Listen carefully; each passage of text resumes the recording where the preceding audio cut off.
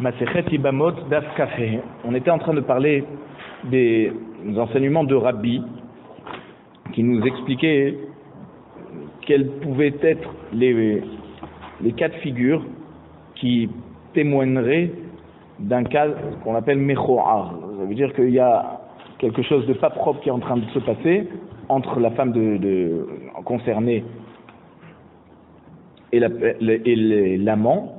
Et on avait dit, le premier cas, si on la voit Chogeret Bessinar, ça veut dire on la voit en train d'attacher son pantalon, ce sort de Sarawel qu'ils avaient, ces pantalons larges. Donc on se dit que c'est possible qu'elle s'est rhabillée après avoir trompé son mari. Ou alors Rok les Marla Minakila, s'il y avait donc de la salive pas sur le lit lui-même, mais sur les rideaux du lit à baldaquin. Donc on se dit que sûrement qu'elle était face vers le haut et que il y a eu de la salive. La Gemara nous dit min alim hafuchim. Min alim hafuchim, ça veut dire que les chaussures, là on parle des chaussures de l'homme qui sont retournées. Retourner, ça veut dire que c'est l'endroit où on rentre le pied, il est face au sol. Tachatamita, en dessous le lit conjugal. Alors, Amarabi Rabbi nous dit, puisque c'est quelque chose qui témoigne d'une situation douteuse, alors on lui demande de divorcer. Ça lui a laissé ses chaussures. Voilà, il aurait laissé ses chaussures et il serait vite parti en entendant le mari arriver, par exemple. Minalim afuchim, les maninhu. La Gemara demande, mais si tu vois des chaussures à l'envers, tu n'as qu'à chercher à savoir à qui elles appartiennent. Si effectivement tu arrives à prouver que ce sont les chaussures de ce marchand ambulant qui fait du porte-à-porte, alors tu sauras qu'elle a trompé son mari. Sinon, alors tu n'as rien à craindre. Parce que c'est possible qu'il a juste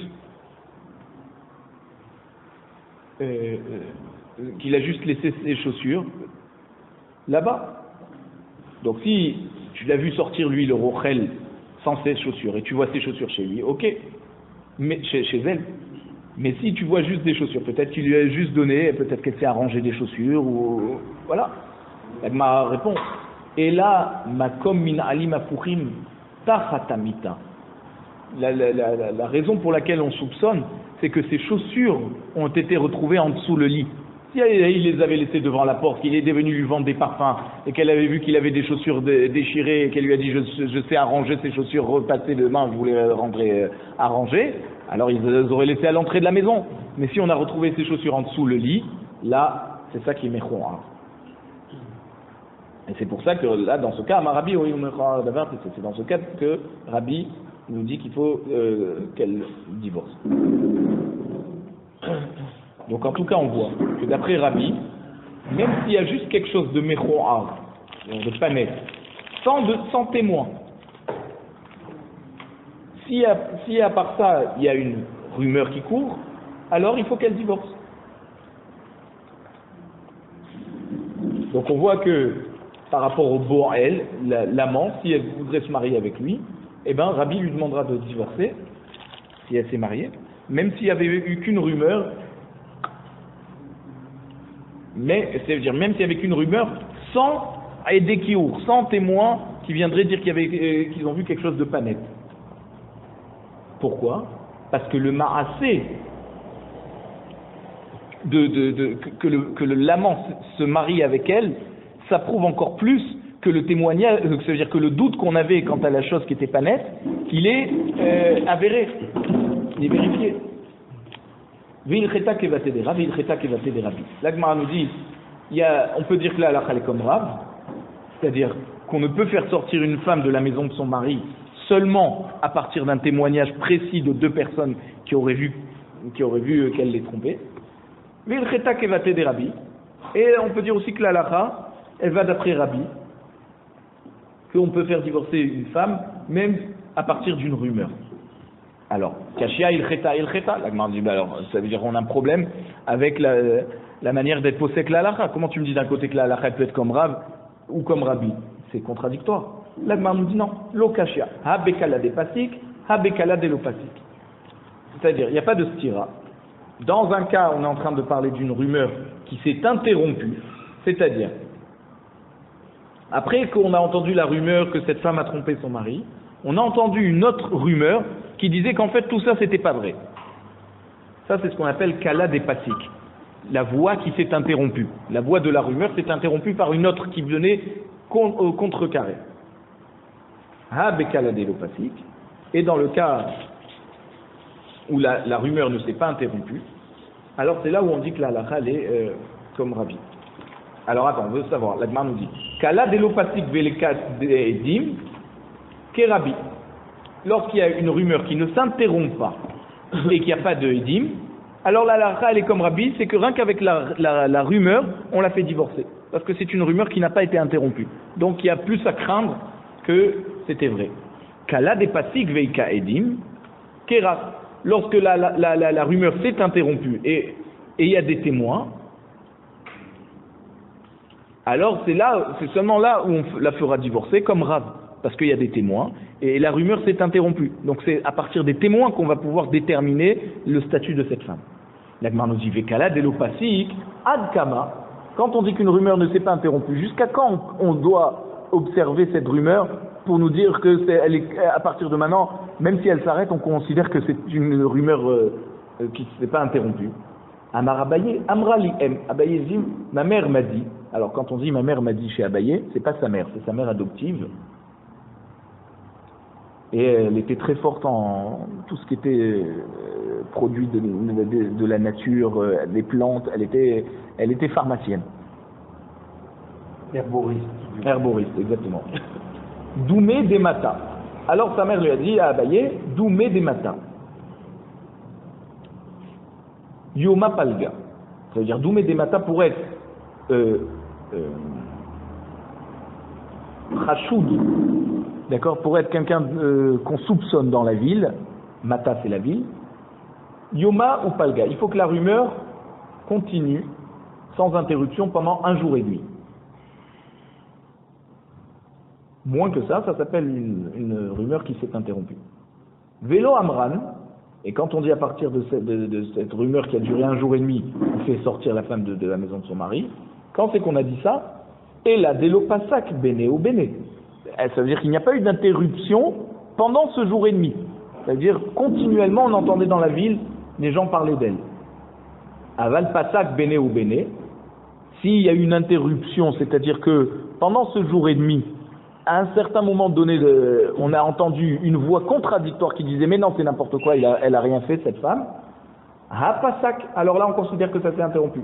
Ça veut dire que même si ensuite la rumeur est repartie du mauvais côté, du moment où pendant ce jour et demi il y a eu un moment où on a dit que c'était pas vrai, alors ça interrompt tout. Vélo Amran et la délo pasak mechamatir a. Et quand on a dit que si la rumeur s'est interrompue, on ne peut pas être sommaire sur cette rumeur, c'est seulement quand on dit que, quand on dit que si ça s'est interrompu entre temps, on n'en fait quand même pas cas, on continue à la soupçonner cette femme, c'est quand ça s'est interrompu parce que les gens avaient peur, les gens qui faisaient courir ce bruit, ils ont eu peur des représailles qui allaient être contre eux, donc ils ont arrêté de parler. Mais c'est pas parce qu'ils considéraient que c'était pas vrai, c'est parce qu'ils avaient peur des représailles du mari ou de la famille de cette femme ou de cette femme elle-même. Donc c'est pour ça que là on dit que même que la rumeur s'est interrompue, on considère qu'elle s'est pas interrompue. Aval pasak mechamatira ou velo amran. Pardon, mechamatira ou si ça s'est interrompu à cause de la crainte, alors on ne considère pas que ça s'est interrompu, parce que ça s'est interrompu à cause de la crainte. Pas parce qu'on a trouvé que c'était pas vrai. Vélo amran et la déléka oivim. Quand on dit qu'on est sommaire sur la rumeur, c'est quand la personne n'a pas d'ennemi. Ça veut dire cette femme ou l'amant n'a pas d'ennemis. Parce que s'il a des ennemis, on sait très bien aujourd'hui, c'est très facile de faire tomber une personne en faisant courir un bruit d'adultère. Avalika oivim ou d'abkoulé les kala. D'accord? Donc si on dit qu'il a des ennemis, alors on considère que c'est les ennemis qui ont fait courir ce bruit, et tant qu'on n'a pas de témoin qui viendrait nous confirmer ça, on ne la fait pas sortir de la maison de son mari. Tnan Hatta. On a une Mishnah dans Masechet Gittin qui se trouve d'Af Mem He Amud Bet là-bas, qui dit Amotzi et Ishto Mishum Shemra Lo Yarzir.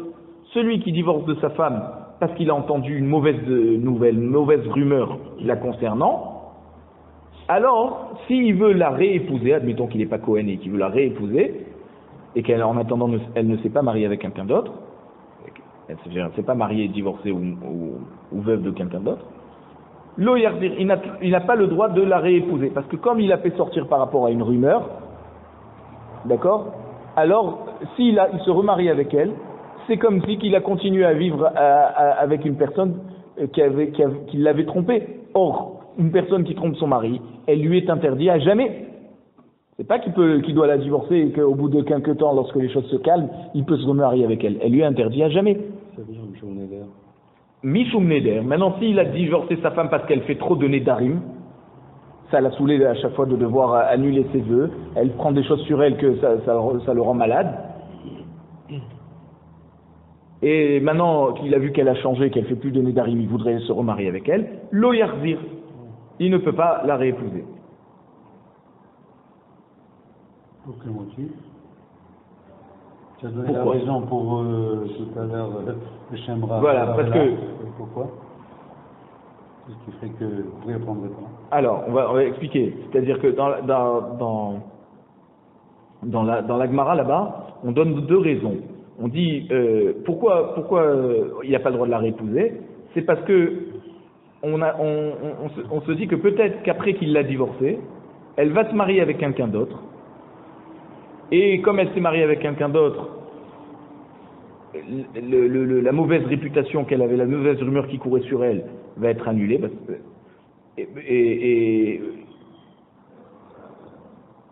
Non, ben si elle, tant mieux. Après, il peut la reprendre. Non, il ne peut pas la reprendre. Le problème, c'est que si elle s'est remariée, il ne peut pas la reprendre. Mais on serait tenté de dire que, en tout cas, la rumeur est partie par le fait qu'elle s'est remariée.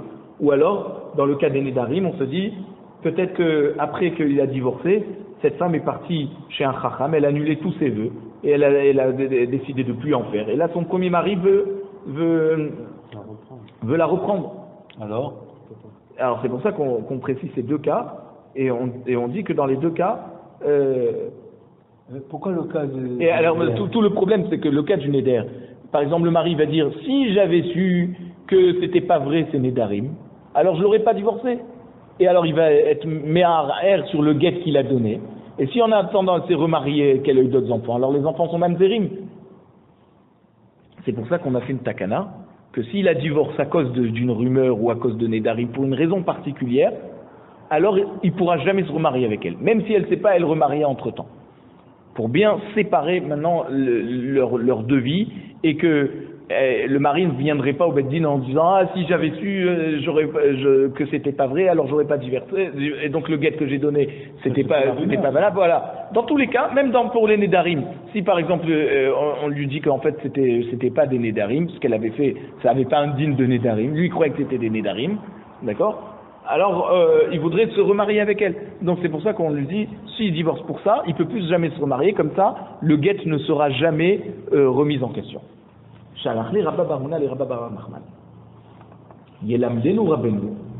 que nous enseigne notre Rav, dans un cas de kanas, si quelqu'un a transgressé, et qu'après avoir divorcé sa femme à cause de ces raisons de Neder ou de Shemra, il a réépousé. Maouché Yossi, est-ce que maintenant il faut qu'il la divorce à nouveau ou pas? Amarle Tanena. Alors il lui a répondu, Rabba Rav Nachman, Rabba Baruna lui dit, mais on a déjà enseigné dans notre Mishnah, Anit'an alechet ish ve'otzi ou amitachat yado, afalpi shekanas yotzi. Ça veut dire celui qu'on soupçonne d'avoir eu un rapport avec une femme mariée, et qu'à cause de ça, cette femme a divorcé, et que maintenant il s'est marié, lui, cet amant, avec cette femme, même qu'il s'est marié, on lui dit il faut qu'il la divorce. Donc pareil, quand la personne se remarie avec sa femme, après qu'il l'a divorcée après la rumeur, alors on doit la faire sortir à nouveau de chez lui. Amarlé, il lui dit, mais non, midame, est-ce que ça ressemble? Hata moti ouha. Là-bas, on avait dit dans la Mishnah, d'accord, dans le cas de Anita Naïchetin, on a dit c'est le Beddin hoti ouha. Le Beddin, il a forcé cette femme à divorcer. Or ici, ve'acha hoti a. Ici, on parle de quelqu'un que personne l'a forcé à divorcer.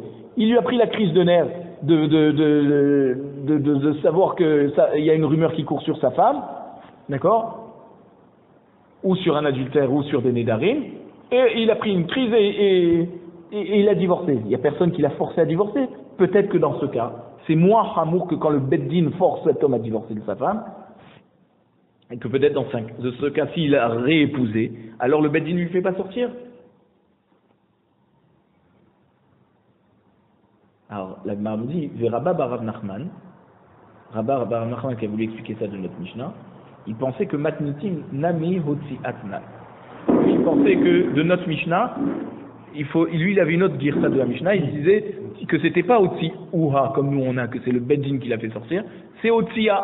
Lui il l'a fait sortir de son propre chef. Donc comme il y a eu une rumeur sur elle, et que le marié l'a fait sortir, notre Mishnah nous dit, s'il l'a fait sortir, il ne doit pas la reprendre. Pardon, et notre Mishnah nous dit que s'il a fait sortir et qu'elle s'est mariée avec l'amant, celui qu'on soupçonne d'être l'amant, eh ben notre Mishnah nous dit qu'il faut la faire sortir. Et notre Mishnah, d'après Rabba bar Nachman, ne parlait pas d'un cas où c'est le Beddin qui l'a fait sortir. Donc c'est pour ça qu'il a comparé ces deux Mishnayot. Dans notre Mishnah, on dit que s'il l'a divorcée, eh ben l'amant, s'il se marie avec elle, il faut le faire sortir, il faut les faire divorcer. Donc de là, il s'est dit, si quelqu'un divorce sa femme parce qu'il y a une rumeur, et qu'ensuite il veut se remarier avec elle, eh ben, on l'interdit de se remarier avec elle. Ah, il s'est quand même remarié avec elle, eh ben, on lui demande de divorcer à nouveau. La Gemara demande, Ve'akati, midami. Encore une fois, on se dit, mais est-ce que ça ressemble? Ah, Baal, Atam, Boel. Ici, c'est le mari qui veut la réépouser. C'est pas la même chose que la personne qui est soupçonnée d'avoir été l'amant, qui se marie avec elle. Là-bas, c'est beaucoup plus grave. Ça confirme la rumeur. Ici, il n'y a rien à confirmer. C'est pas parce qu'il veut se remarier avec sa femme sur qui il y a eu un moment une rumeur, qui voudrait confirmer que la rumeur était quand même bien réelle, mais simplement il lui a pardonné. Non, il y a rien à dire. C'est pas que ça vient pas confirmer la rumeur par le fait qu'il veut la réépouser. La Gemara nous dit, Amarlé lui répond, Shapir Dami Ahadade. Tu as bien dit, les deux cas sont comparables. C'est-à-dire, Hacha Amur Banan Loiknos. Vim Kanas Yotzi. Ici, dans celui qui est Nitarna Lechet Ish, Chachamim, ils ont dit, les Khatrila, il ne faut pas que celui qui est soupçonné d'être l'amant se marie avec elle. Et s'il s'est marié avec elle, on lui demande de divorcer. Hachanami, pareil pour celui qui divorce sa femme et qui veut se remarier avec elle. Amri Rabbanan lo yardir. Ve'im kanas yotzi. Chachamim disent de ne pas la réépouser. Et s'il l'a quand même réépousée, alors on lui demande de divorcer. La Gemara dit non, on ne peut pas comparer. Velohi. Atam alumé lekala. Là-bas, dans quelqu'un qui a épousé une femme qui a divorcé finalement à cause de la rumeur le concernant à lui, les concernant à eux deux, le mariage a renforcé la rumeur. Hacha, Amrinan, Kambe Bekala, Velete. Ici, quand le mari veut se remarier avec sa femme, on peut dire non, au contraire, les gens, ils vont dire que l'homme qui veut réépouser sa femme, pourquoi il veut la réépouser? C'est parce que, en attendant, depuis qu'il a divorcé, il a fait son enquête, et il s'est aperçu que tout était du bluff, et donc j'ai aucune raison d'abandonner ma femme. Et c'est justement sur cette idée qu'on reste, et c'est pour ça qu'on ne compare pas ces deux cas. Donc finalement, en tout cas, on ne peut pas apprendre de notre Mishnah le din de quelqu'un qui voudrait réépouser son épouse qu'il a divorcée à cause d'une rumeur. Notre Mishnah nous parle de quelqu'un qui a trompé, c'est-à-dire qu'il y a une rumeur qui l'a trompé, c'est-à-dire que il a eu une relation avec une femme mariée, que cette femme a trompé son mari avec lui, et là s'il se marie avec elle après que le mari l'a divorcé, il y a un renforcement de la rumeur. Donc c'est pour ça que là, le Chachamim lui dit si c'est marié, on le force à divorcer. Mais dans le cas où un mari voudrait réépouser sa femme qu'il a divorcée à cause de la rumeur, là, les gens se disent, s'il la réépouse, c'est qu'il a vérifié, qu'il a vu qu'en fait, c'était pas vrai. Et donc, on lui a fait du mal pour rien. Et donc, c'est pour ça qu'il veut la marier à nouveau. Et peut-être, donc, même... Ça nuit des rumeurs, là.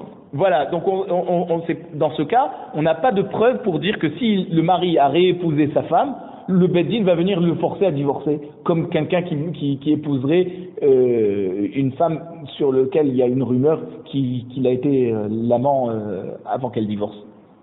Là, c'est quand le Beddin lui a dit de divorcer au mari ou c'est de lui-même? Alors, non, finalement, on dit que même si tu dis que dans les deux cas, c'est de lui-même, il y a quand même une différence. C'est que dans le cas où c'est l'amant qui épouse la femme, il y a eu un renforcement de la rumeur. Oui, finalement on pense que lui il avait une girsa. Voilà, Rav Babar Nachman il avait une girsa que le mari il a divorcé de son propre chef. Même dans notre Mishnah. D'accord? Anita Nalesheti, je vais au-dessus. Lui il a comme version. D'accord? Donc lui même dans le cas de l'amant qui épouserait sa femme après que lui de son propre chef l'a divorcé, même ça le dérange.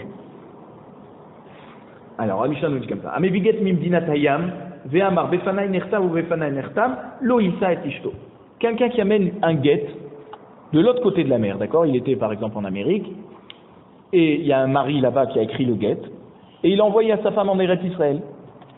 Et le shaliach arrive en Eretz Israël, il arrive au Beddin, et avec le guet, il dit, voilà, devant moi, cette personne a écrit le guet, a fait écrire le guet par le sofer, mais devant moi, et devant moi, il a été signé ce guet. Donc, en vous donnant ce guet, ou en donnant à la femme devant vous le Beddin ce guet, elle est divorcée. Eh ben, maintenant qu'elle est divorcée, ce shaliach n'a pas le droit de se marier avec cette femme, même qu'il n'a aucun lien. Il a fait juste sa mission. Pourquoi? Parce que on craint que peut-être en fait cet homme avait envie de se marier avec cette femme, et que le mari en Amérique, Bichlal, n'a pas divorcé, et que c'est un faux. L'homme est arrivé d'Amérique avec un guet qui était complètement faux, juste pour pouvoir épouser cette femme. Donc on a établi à la base que tout chaliar qui amène un guet est déjà d'emblée éliminé comme candidat à se marier avec cette femme divorcée. Mais, maintenant si le mari est mort, c'est pas si logique que ça. Donc ça veut dire quoi?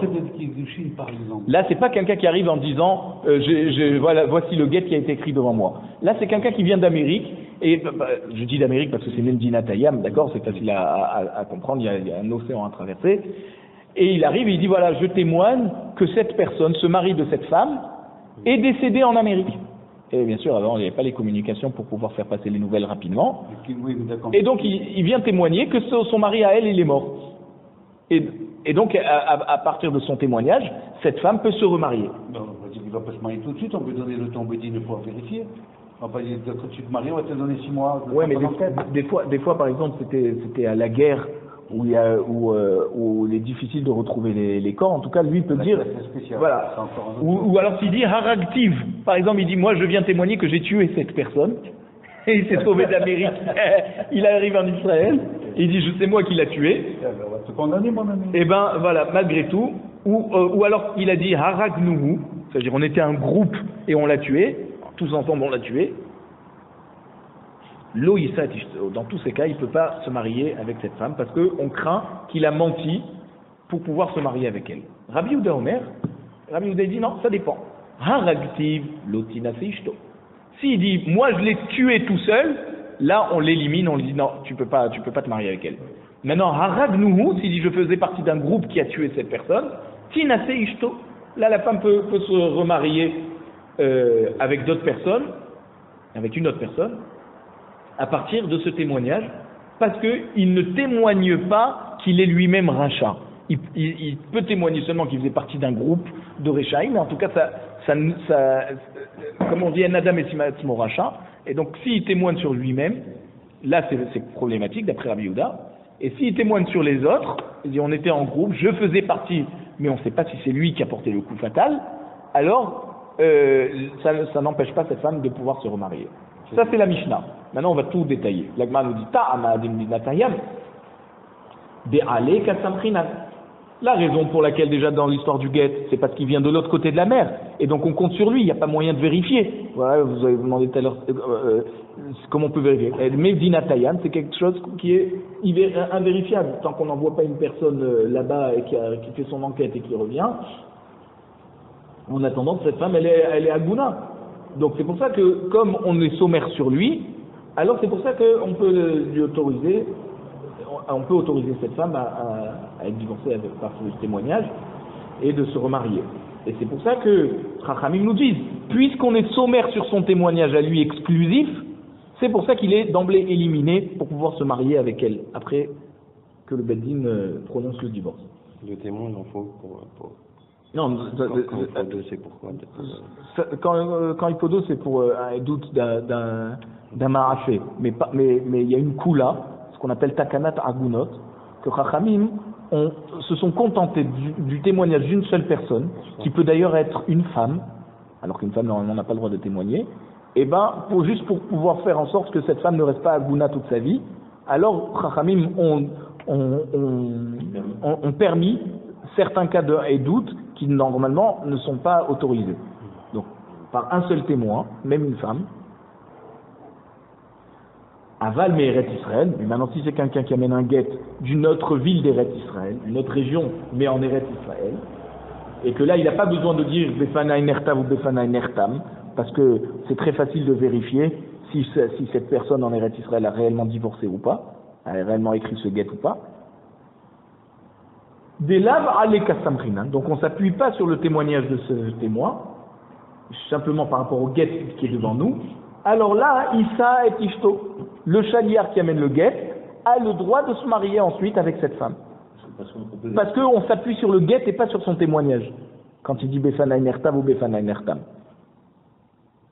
Veha, mais, des laves ale kasamrinan, des amarmar, Isha daika ou minasva, vekatane lo Issa et Ishto.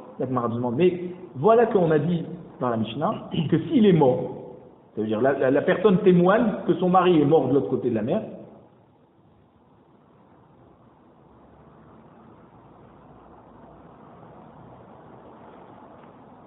et c'est pas sur lui qu'on est sommaire. Pourquoi c'est pas sur lui qu'on est sommaire? Parce que Mar, il dit que pourquoi on autorise cette femme à se remarier à partir du témoignage d'une seule personne? Parce que Isha Daika ou Minasva, une femme qui entend une nouvelle comme ça que son mari est mort, elle va pas tout de suite se remarier. Elle va d'abord bien vérifier, pourquoi elle fait ça? Pour ne pas que si elle se remarie et qu'elle a d'autres enfants, on va lui dire un jour, madame, vous aurez pas dû vous marier parce que vous êtes toujours mariée, votre mari n'est pas mort, et vos enfants du deuxième mariage sont mamzerim. Donc une femme, quand elle entend une nouvelle comme ça, elle va faire son enquête avant de se remarier. Donc c'est pour ça qu'on dit que c'est pas finalement sur lui qu'on s'appuie quand il vient dire son mari, je viens témoigner que son mari est mort. C'est simplement le déclenchement d'une enquête. Vekatane loïsa tishto, et malgré tout on a dit il n'a pas le droit de se marier avec cette femme, la personne qui vient dire témoigner que son mari est mort.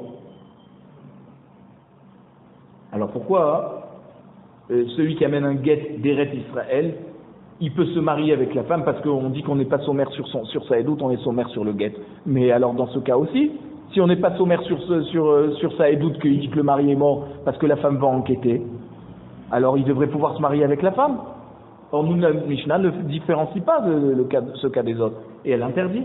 La Gemara répond, Hatam lekaktava. Ici, dans le témoignage que le mari est décédé, il n'y a pas d'écrit.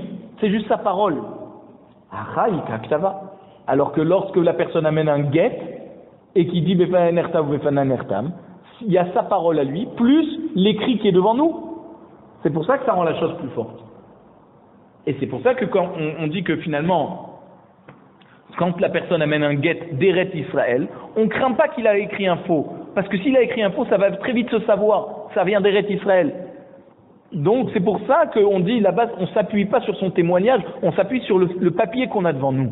Parce que ce papier peut être vérifié. Et donc lui, il est juste un chaliar, un postier.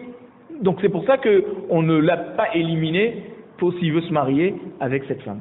un guet de Midatayam, ça c'est... Get Midatayam, oui, là, comme on s'appuie sur lui, comme on peut le vérifier, alors...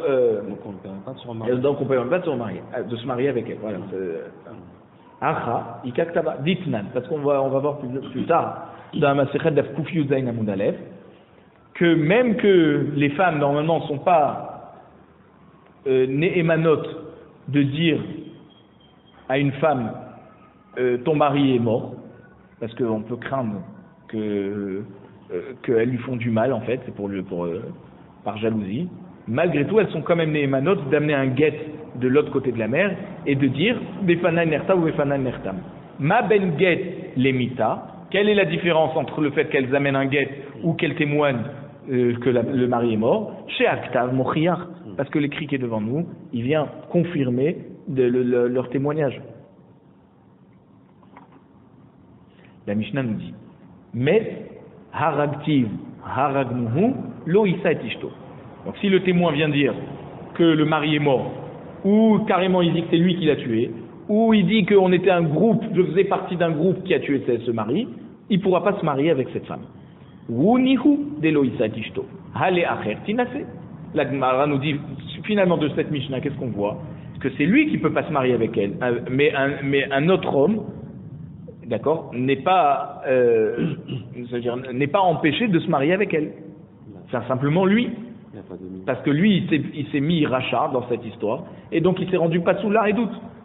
Alors la Gemara nous dit, mais alors si t'es rendu pas sous l'art, Rabbi Yosef, Ploni Revarani, quelqu'un qui vient dire au Beddin, cet homme m'a violé, donc un homme qui vient témoigner qu'il a été violé par un autre homme, les onsi, s'il dit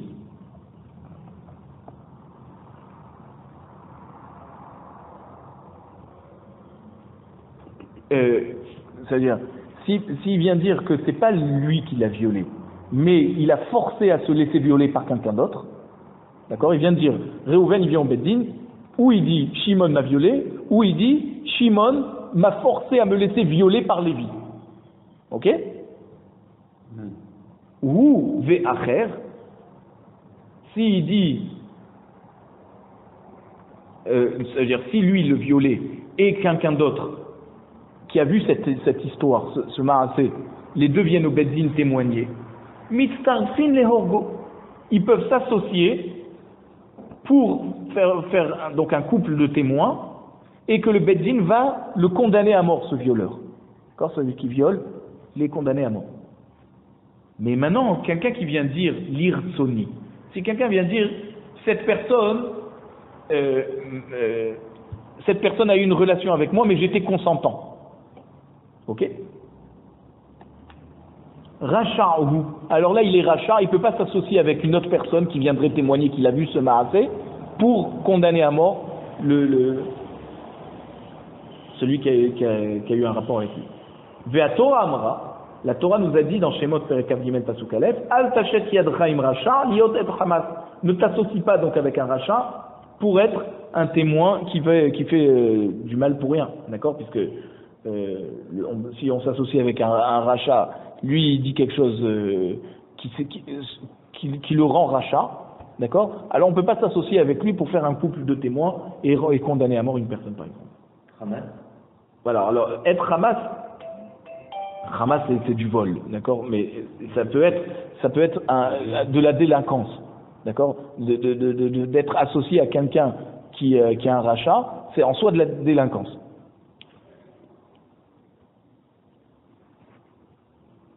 Donc si on dit ça, la Mishnah donc la Gemara demande, comment le Rotséar peut dire j'ai tué cette personne et on lui dit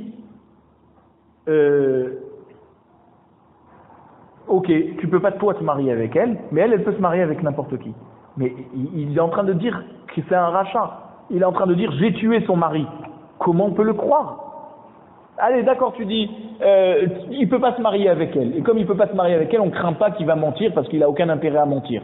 Oui, mais même s'il a aucun intérêt par rapport à elle à mentir, mais on est en train d'utiliser son témoignage pour autoriser une femme mariée à être considérée comme veuve et pouvoir se marier avec quelqu'un d'autre. Ça veut dire qu'on utilise quand même son témoignage, alors que son témoignage le rend rachat lui-même. La Gemara répond, il dit, mais vérité machan et doutisha de akilu barabanan, si tu voudrais me dire que Edut Isha, un témoignage d'une femme, c'est différent, parce que Chachamim ont plus été Mekel. Vous vous rappelez, on a dit que même si une femme viendrait témoigner que le mari est mort, on peut considérer que cette femme est donc veuve, elle peut se remarier. Pourquoi? Parce que on a besoin d'élargir les critères pour pouvoir accepter ce témoignage, pour que cette femme ne reste pas à Gouna toute sa vie. Alors peut-être là, dans ce cas, Chachamim ont été Mekel, et que même quelqu'un qui viendrait témoigner d'une chose qui le rend rachat, malgré tout, pour que cette femme ne reste pas à Gouna toute sa vie, alors on utilise, oui, son témoignage. Maintenant, tu dis, si tu voudrais me dire ça, Véa, Marav Ménaché, on tourne la page, un Ménaché nous dit, Gazlan de Divrehem, ça veut dire un voleur midrabanan. Minatora, il n'est pas considéré comme voleur, midrabanan, il est considéré comme voleur. Vous savez, c'est quoi par exemple? Mesachek Bakouvia, quelqu'un qui joue avec les dés, d'accord, il fait des paris. Oui. Alors, il n'est pas voleur, puisque la personne qui perd le pari, en rentrant dans le pari, il sait qu'il peut perdre. Donc au moment où il perd son argent, il le donne à celui qui a gagné, même s'il n'est pas très content, mais c'est ce qu'on appelle du jeu. Il était d'accord de rentrer dans ce jeu. Donc ça, Minatora, il n'est pas considéré comme un voleur, mais Midrabanan, oui. Ouais. Kacher le Edut Isha. Donc on a dit un voleur Midrabanan, il est quand même apte à pouvoir témoigner pour une femme. Edut Isha, c'est pas une femme qui témoigne, c'est un témoignage concernant une femme pour l'autoriser à se remarier. Gazlan de Divrei Torah, mais un voleur Minatora, pas sous l'air Edut Isha. Il est, d'accord, il est interdit, il est éliminé dans le cas où il viendrait témoigner qu'une femme a perdu son mari.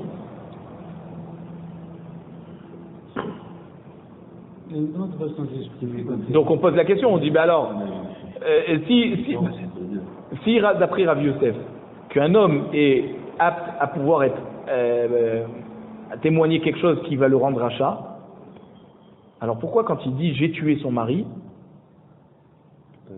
pourquoi on dit c'est-à-dire d'après lui, quand il dit qu'il a tué le mari, alors il devrait être éliminé du témoignage de cette femme. Et comment on peut autoriser cette femme à se marier? D'accord, il ne peut pas se marier avec elle, mais comment cette femme peut se marier avec quelqu'un d'autre à partir de son témoignage qui le rend lui rachat? Là-bas c'est Minatora, il se considère comme un meurtrier. Nema, Rav Ménaché, c'est Amar Rabi Yehuda. Peut-être alors il faut dire que Rav Ménaché qui fait cette différence entre Gazlan Minatora et Gazlan Midrabanan, lui il est d'accord avec Rabbi Yehuda, qui a dit dans la Mishnah que quelqu'un qui vient dire j'ai tué cette personne, alors il pourra pas se marier avec cette femme. Et Chachamim pense que celui qui dit j'ai tué son mari, cette femme pourra se remarier. C'est-à-dire que quoi? Chachamim pense que même dans le cas où quelqu'un dit j'ai tué, donc c'est un vrai meurtrier, et donc un rachat minatora, malgré tout, cette femme a le droit de se remarier. Pourquoi? Voilà, parce que même si lui il est éliminé, cette femme ne va pas rester à Gouna toute sa vie. Donc c'est vrai que ce témoignage, lui, ça le rend rachat, minatora. Alors, il faut dire que finalement, Chachamim pense que dans Edut Isha, lorsqu'il s'agit de permettre à une femme de se remarier, c'est-à-dire de faire un témoignage qui va permettre à cette femme d'être considérée non plus comme mariée, mais comme une veuve qui a le droit de se remarier, alors là, Chachamim ont été Mekel, que même dans un rachat minatora, on utilise son témoignage pour le bien de cette femme. Pour son bien à lui, non. Lui, il est éliminé, mais cette femme peut se remarier. Même que c'est un grand rachat minatora. Ce sont deux cas complètement différents. C'est le problème de la personne qui tue et c'est le problème de la personne qui se retrouve. Voilà, et c'est ce que pense Rachamim, que c'est deux choses différentes. Et donc l'homme qui témoigne, qui se rend rachat par son témoignage, eh bien effectivement il se rend rachat et il ne peut pas se marier avec cette femme. mais en tout cas, cette femme pourrait être autorisée à se marier avec, bien entendu, quelqu'un de plus valeureux que ce meurtrier. Amarlach Rav Menaché. Rav Menaché va te répondre, non. Ana de Amri afilou de Rabanan. Moi, quand je fais la différence entre un gazlan minatora et un gazlan midivré sofrim, et que je dis que un gazlan minatora, eh ben, il est pasoul et edukisha. Ça veut dire que cette femme risque de rester aguna toute sa vie parce qu'on ne pourra pas s'appuyer sur le témoignage d'une personne qui est un rachar minatora.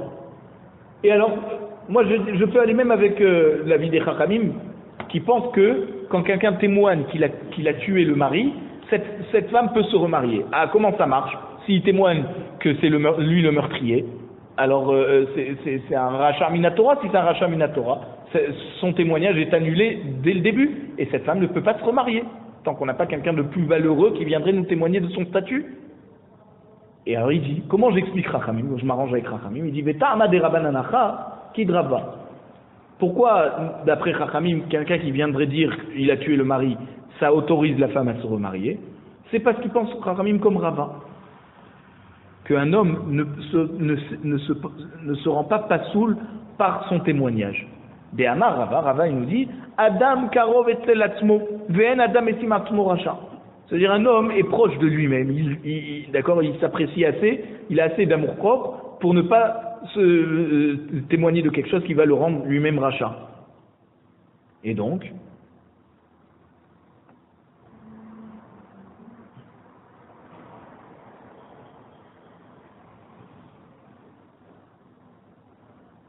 lui il pense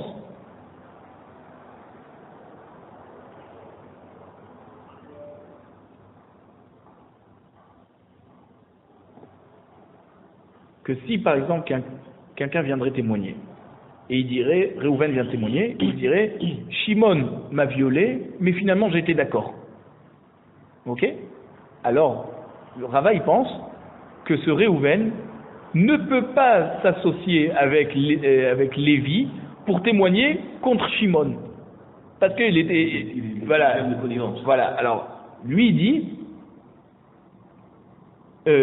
comme quelqu'un n'est pas néeman de dire qu'il a été consentant, d'accord, d'une relation homosexuelle, alors son témoignage ne vaut rien. Et si Lévi viendrait témoigner contre ce Shimon, eh ben, il faudrait qu'il y ait encore quelqu'un qui vienne témoigner avec lui pour qu'on puisse rendre Chayav Mita ce Shimon. Mais en tout cas, lui, du fait qu'il dit qu'il est consentant, alors il est pas néeman pour se rendre rachat par son témoignage. Et donc qu'est-ce qu'on dit? On coupe sa parole. Donc d'après Rava, on va dire Shimon a une relation homosexuelle, ok. C'est-à-dire que Réhouven était consentant, ça on n'écoute pas parce que un Adam est matzmo rachat. C'est ce qu'on appelle Palginan Dibura, on divise sa parole. Et donc pareil, Rava va penser que dans le cas où quelqu'un viendrait dire « j'ai tué le mari de cette femme », alors il ne sera pas néeman de dire que c'est lui le meurtrier, mais il sera quand même néeman de dire que cette femme est veuve. D'accord? On va couper la parole en deux. Ce qui le rend lui rachat, on n'écoute pas. Mais ce qui rend cette femme considérée comme veuve, ça on écoute. Parce qu'on dit En Adam Messimatzmo Racha. L'Agmara nous dit Lema Rabbi Yosef de Amar Rabbi Yehuda. Peut-être qu'on devrait dire que c'est Rabbi Yosef qui est d'accord avec Rabbi Yehuda. Qu'est-ce qu'il a dit Rabbi Yosef? Il a dit que quelqu'un qui dit j'ai été consentant dans ce viol, il n'est pas néeman. Parce que comme par sa parole il se rend rachat, alors il ne peut pas témoigner sur le violeur.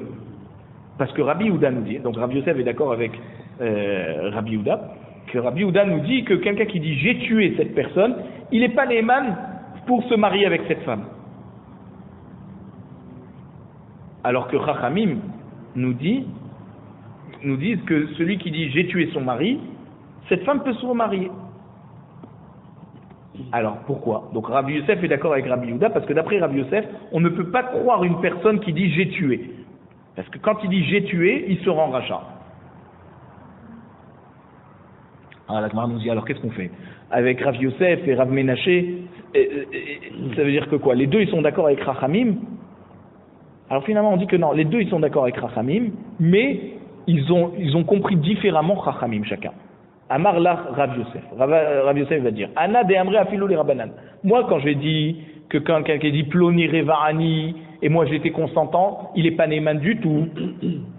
Ça marche aussi avec Rabbanan qui disent que Haragtiv, celui qui dit j'ai tué la personne, le mari, il est Néman. Alors comment ça s'arrange? Il dit Veshane Doutisha de Akilou Berabanan. Quand quelqu'un dit je me suis fait violer mais j'étais consentant, là il n'y a pas de femme en jeu ici qui est-ce qu'elle pourrait se remarier ou pas. Donc on n'a pas à être marmire, donc on ne le croit pas. Mais quand quelqu'un vient témoigner et dire j'ai tué, il se rend rachat, oui mais quel est le but ici? C'est d'autoriser cette femme à se remarier.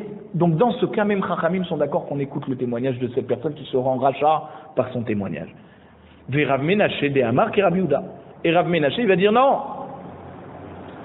Quand on dit qu'un voleur Minatora il est pas sous même les Edoutisha, alors ça c'est pas d'après Chachamim. Rav Menaché a parlé selon Rabbi Yehuda. Que Rabbi Yehuda qu'est-ce qu'il a dit? Celui qui dit j'ai tué son mari, elle peut pas se marier cette femme. Parce que d'après Rabbi Yehuda, on ne dit pas Palginan Diboura, on ne divise pas sa parole en deux en utilisant le bon et en jetant ce qui le rend lui rachat. Donc même Rav Menaché, finalement, quand il a parlé, c'était que d'après Rabbi Yehuda, mais il est d'accord avec Rachamim. Que quelqu'un qui dit Haragtiv Areze Neeman. La Mishnah nous a dit Haragtiv, Haragnuhu Tinase. D'accord, on a amené la vie de Rabbi Yehuda. Et la Gemara nous dit, alors Maïshna Haragtiv ou Maïshna Haragnuhu. Quelle est la différence quand la personne dit je l'ai tué, que là on dit d'après Rabbi Yehuda, cette femme ne peut pas se remarier, parce qu'en témoignant qu'il l'a tué, il se rend rachat. Et quelle est la différence quand il dit on l'a tué? Mais ça va, d'accord, on ne sait pas si c'est lui qui a porté le coup fatal, mais en tout cas il faisait partie de l'équipe de meurtriers. Alors il se rend quand même rachat parce qu'il faisait partie d'une association de malfaiteurs. Amar Rav Yehuda be Omer ani haïti im horgav. Rav Yehuda nous dit dans quel cas on parle? C'est qu'il dit moi c'est-à-dire c'est pas qu'il disait je faisais partie de l'équipe des meurtriers. C'est que j'étais avec d'autres personnes et on a assisté à ce meurtre, mais on ne faisait pas partie. Là, c'est différent. Exactement. Ve'atanya, amrulo le Rabbi Yehuda ma'ase belistim echad sheyatsa leharek bemzigat kaputkiya. Voici qu'on objecte. On dit, il y a une braïta qui dit que Chachamim ont dit à Rabbi Yehuda, voici l'histoire de brigand, ça veut dire d'un brigand qui est sorti pour être tué dans un endroit qui s'appelait Kaputkiya. Ve'amar lahem, et il leur a dit, il leur a dit aux brigands qui étaient avec lui, Lechu imrula le eshet Shimon ben Kohen ani aragti et barla biknisati lelod. Donc avant de se faire tuer, il s'est dit si je témoigne pas, cette femme va rester à Gouna toute sa vie. Donc, avant de se faire tuer, parce que c'était un brigand, alors il a dit à ses amis brigands, allez vite chez cette femme, témoignez que moi j'ai tué son mari, quand je suis rentré dans la ville de Lod. Ve'amrila, il y en a qui disent, Biknisato les Lod. Ça veut dire pas quand moi je suis rentré à Lod, mais j'ai tué ce Shimon ben Kohen, quand lui il est rentré à Lod. Ve'esiou et Ishto, et on voit qu'on a utilisé ce témoignage pour permettre à cette femme de se remarier. Donc on voit que quelqu'un qui dit j'ai tué, on le croit et grâce à ça cette femme a pu se remarier. Amar lahem misham reaya. Rabbi Yehuda dit à Chachamim, quoi de cette histoire? Vous me posez une question, vous m'amenez une preuve comme vous? Mais non, Be Omer ani haïti morgav, là-bas, et c'est pas qu'il a dit j'ai tué. Là-bas il a dit je faisais partie j'étais présent à cet endroit-là où cet homme s'est fait tuer. Mais c'est pas moi qui l'a tué. Donc vous avez aucune preuve contre moi, il dit Rabbi Yehuda Chachamim. Alors la Gemara nous dit, mais ve'aliskim katane. Finalement, qui c'est qui est venu témoigner? C'est pas des gens de bonne valeur, c'est des brigands eux-mêmes. Alors on répond que non. Nitpas à l'idée listiout.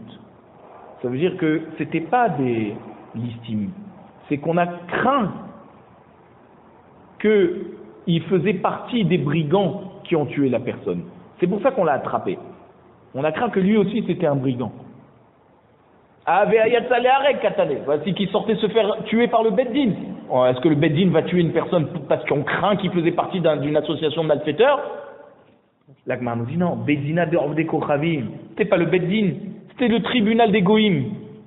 Des Lodaïke Vekatle. Eux, ils ne font pas attention réellement aux preuves, si c'est oui ou non, s'il faut le tuer. Ils décident de le tuer, ils n'ont pas besoin de s'appuyer de preuves concrètes pour vérifier si vraiment c'était un brigand ou pas. Rien que par le soupçon, il tuait. Donc, cette personne sentait qu'il allait se faire tuer, alors qu'il était juste soupçonné d'être un brigand. Donc, il a envoyé ses amis pour témoigner que cette femme peut se marier parce que son mari a été tué. Donc, par qui il a été tué? Par des brigands. Ah, c'est des brigands qui viennent témoigner? Non, c'est des gens qui étaient présents sur la scène du crime. Ah, mais tu me dis que c'est ses amis à lui et lui il va sortir se faire tuer? Oui, mais pas par un beddin, par un beddin de Goïm. Donc finalement c'était des gens kshérim et on n'a pas à utiliser cette histoire pour dire qu'on peut s'appuyer sur un témoignage de brigand, de Rechaim Minatora, pour considérer que, c'est-à-dire pour que cette femme sur qui on témoigne, qu'on témoigne sur son mari, va pouvoir se remarier. Il n'y a pas de preuve de cette histoire. Mais quel est l'intérêt de témoigner pour ces gens-là? La Mishnah nous dit comme ça. Donc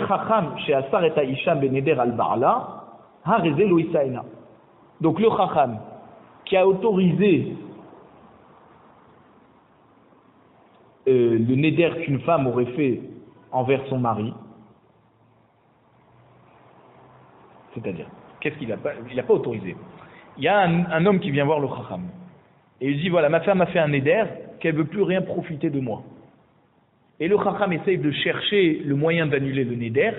Il ne trouve pas de pétard, ce qu'on appelle un pétard, une brèche, d'accord, qui permettrait de dire ah si la personne savait que ça allait l'interdire de ça et ça et ça et ça, alors il n'aurait pas fait le vœu. Donc on annule le vœu. Là on voit le Chacham, il observe que cette femme qui a fait le neder, elle est déterminée, elle savait exactement qu'est-ce qu'elle s'interdisait en faisant ce neder.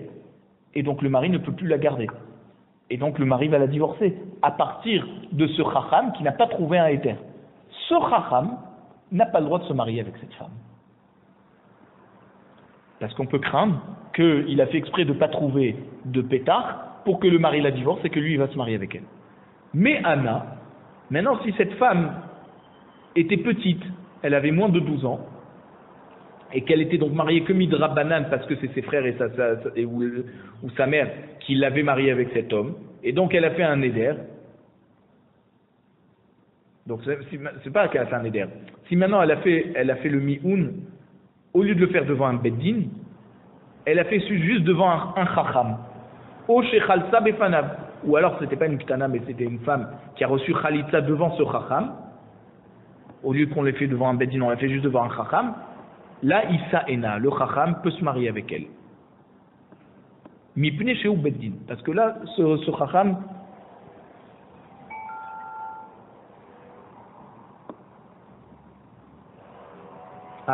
non, justement. Ce Chacham faisait partie d'un Beddin. Donc pour un Neder, où on n'a pas besoin d'aller à un Beddin, on va juste devant un Chacham. Alors là, le Chacham ne peut pas se marier avec cette femme, une fois qu'elle a divorcé à cause de son psakdin. Mais lorsqu'il s'agit d'un mi'oun ou de khalitza, qu'il faut toujours que ça soit devant un beddin, si un des dayanim, d'accord, voudrait se marier avec cette femme après, on ne l'empêche pas. Parce qu'il n'était pas le seul des décideurs. Alors, l'Agma nous dit, Ha'hetira, Isa'ena. Ça veut dire, si le Chacham a réussi à annuler le vœu de cette femme, et ensuite cette femme est libre de se marier parce que son mari est mort ou il a divorcé, mais le Chacham, lui, il avait annulé le vœu, là le Chacham a le droit de se marier avec elle. Bema yaskinan, la Gemara nous demande, de quoi on parle? Ilima behad, si tu dis que c'était un Chacham tout seul, had mimatse matir, est-ce qu'un chacham tout seul peut annuler un vœu? Ve'amar Rabbi Chaya bar Ravin amar Rav Amram Tana hatarat nedarim bishlosha. Quand on dit Tana, c'est-à-dire on a enseigné dans une braïta que hatarat nedarim, l'annulation des vœux, se fait devant 3 personnes. Donc comment c'est possible un cas où un homme viendrait annuler son vœu devant un seul chacham, le vœu de sa femme devant un seul chacham? Mais il faut 3 personnes. Alors la Gemara nous dit Ve'ela bitlata. Donc tu es obligé de dire que c'était devant 3 dayanim. Et alors, mi-chashide, est-ce que 3 dayanim vont être chashudim, qu'ils n'ont pas réussi à annuler le vœu, pour qu'un des 3 dayanim peut se marier avec la femme ensuite, parce que le mari va devoir la divorcer? On soupçonne pas autant des dayanim.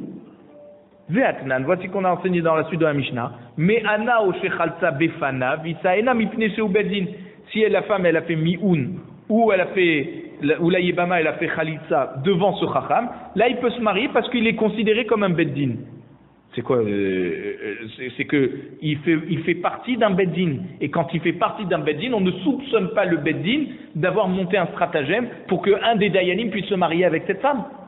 Alors pourquoi dans Neder on dit qu'il ne peut pas se marier? Ah, Neder aussi on ne peut pas faire Atarat Nedarim avec moins que 3 dayanim. On nous dit, olam behad. Finalement, il faut dire que cet Atarat Nedarim s'est fait devant un seul chacham. Ah, alors pourquoi ça, on peut faire Atarat Nedarim devant un seul chacham? Je dis oui. Comme Rav Chizda dit au nom de Rav Yochanan, beyahid mumche. Lorsque l'Atarat Nedarim se fait devant un chacham, mais qui est expert en Nedarim, alors ça marche. C'est mieux de faire devant 3. Mais si on n'a trouvé qu'un chacham, mais qui est quand même expert dans les halachot de Nedarim, alors on peut annuler un vœu. Hanami, be'achid mumche. Pareil dans notre Mishnah, on parle que c'était donc un yachid mumche. Et c'est pour ça qu'il aurait pu annuler le vœu tout seul. Et s'il n'a pas réussi, alors on craint qu'il n'a pas réussi parce qu'il voulait se marier avec elle. C'est pas qu'il faisait partie d'un beddin et qu'on ne soupçonne pas un beddin. Alors la Mishnah nous a dit mais ana o shechalsa, si cette femme a fait mi'un ou khalitsa devant ce chacham, là elle peut se marier. Pourquoi? Parce qu'il faisait partie d'un beddin. La Gemara nous dit ta'ama des beddin. Pourquoi ça marche? Parce que ce chacham faisait partie d'un beddin de 3. Habitre lo. Si cette femme a fait khalitsa devant un beddin de 2 personnes, alors non, ça marche pas.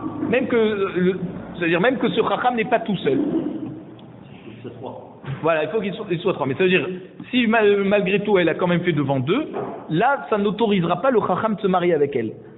Quand il y a 3 dayanim, on ne soupçonne pas qu'il y a un stratagème pour que cet homme se marie avec, ce chacham se marie avec la femme. Mais s'il y a 2 dayanim, alors c'est pas bon.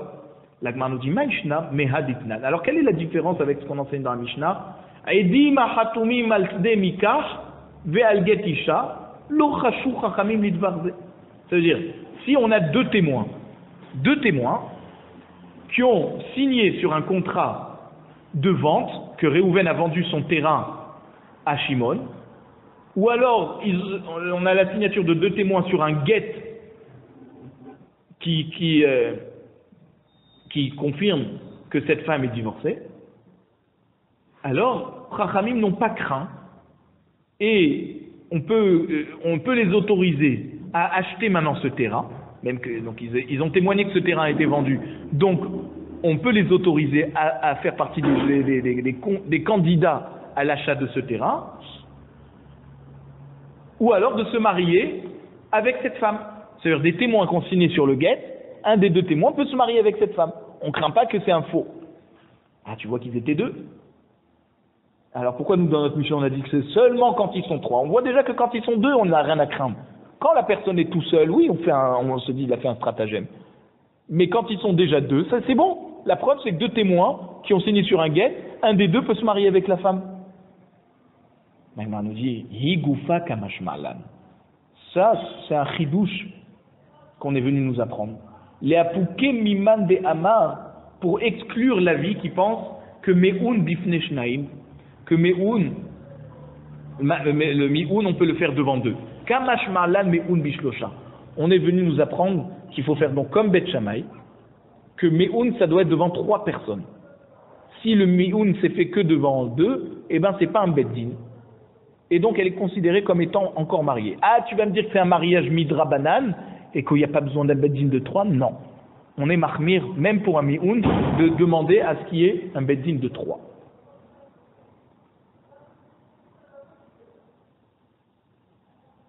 Donc finalement, on considère que devant 2, il n'y a pas de Hashad. Alors pourquoi notre Mishnah nous a demandé qu'il y en ait 3 pour le Mi'oun? C'est pour nous prouver qu'on est d'accord avec, on est mahmir, qu'on nécessite un Mi'oun devant 3. Iba Aleu. Alors on s'est posé la question au Beth Midrash. Kanas Ma'usheyoti. C'est-à-dire, quelqu'un qui amène un guet, Dinatayam, ou qui vient témoigner que le mari est mort. Ou alors le Chacham qui n'a pas réussi à annuler le vœu de la femme et à cause de ça elle a dû divorcer. Si maintenant un de ces 3 s'est marié avec cette femme, est-ce qu'il doit la divorcer ou pas? Est-ce que tout ce qu'on a dit qu'il n'a pas le droit de se marier avec elle, c'est les Khatrila mais Bdi Avad c'est autorisé? Ou même Bdi Avad c'est interdit, on le fait divorcer? Rav Kana Amar Kanas Motzi. Rav Kana nous dit, il s'est marié avec elle, et ben on le force à divorcer. Même Bdi Avad. Ravashi Amar Kanas et Nomotzi. Ravashi dit non, tout ce qu'on a dit, c'est les Khatrila. Mais Bdi Avad, il s'est marié avec elle, alors on ne le fait pas divorcer. Tane Lehu Rav Zouté Debe Rav Papi. Alors Rav Zouté, il a enseigné, de la maison de Rav Papi, il a enseigné cette halakha devant ses élèves, et il leur a dit Kedivre ha-omer Kanas et Nomotzi. La halakha, elle est comme celui qui pense que si cette personne qui n'avait pas le droit de se marier avec cette femme, par exemple ce Chacham, c'est quand même marié avec elle, alors on ne le fait pas divorcer. Alors là, Amroulé, Rabbanan et Ravashi, Gemara, Osvara. Rabbanan, ils ont dit à Ravashi, mais qu'est-ce que tu es en train de nous dire que si c'est marié, Bdi Avad, on ne le fait pas divorcer? Tiens, Gemara, ça veut dire que tu as appris ça de tes maîtres, il y a une transmission de maître à élève qui est arrivée jusqu'à toi pour nous dire qu'on ne le fait pas divorcer Bdi Avad, ou c'est Misvara, ça veut dire que c'est ton avis personnel. Amar Léou, Matintini. Il dit, mais c'est une Mishnah. J'ai une preuve pour ce que je dis. La Mishnah elle nous dit Hanit'an Mishifra, vous vous rappelez, on avait vu dans Kavdel Tamoudbet, celui qui est soupçonné d'avoir une relation avec une Shifra, Venishtachera, ensuite cette Shifra, elle a été libérée par son maître, et maintenant il se marie avec elle, ou alors Me'ovedet Kochavim, Venit Gaïra, on l'a soupçonné d'avoir été avec une Goya, et ensuite maintenant elle s'est convertie, Hareze Loïknos. Il n'a pas le droit de se marier parce qu'il y a une mauvaise rumeur le concernant. Et les gens qui vont le voir se marier avec elle, ils vont dire ah ben la rumeur, elle n'était pas si rumeur que ça, elle est confirmée parce que la preuve c'est qu'il se marie avec elle maintenant. Vim Kanas En Motzi. Et s'il s'est marié avec cette femme, on ne le fait pas divorcer. Alma, tu vois très bien que de cette Mishnah, Birnana, lorsqu'il y a une rumeur, les gens sont en train de chanter contre lui, d'accord? L'Omapkinan, on ne fait pas sortir une personne. Si les Khatrila, il n'est pas encore marié, qui nous pose la question, on lui dit ne te marie pas avec elle, tu vas rentrer dans des problèmes. Mais s'il s'est marié avec elle, alors on ne le force pas à divorcer. Achanami birnana l'Omapkinan. Ici aussi pour un Chacham qui a pas réussi à annuler le vœu d'une femme, ou quelqu'un qui vient témoigner que cette femme est divorcée, ou cette femme, son mari est mort de l'autre côté de la mer, eh ben, si c'est quand même marié avec elle, on ne les oblige pas à divorcer.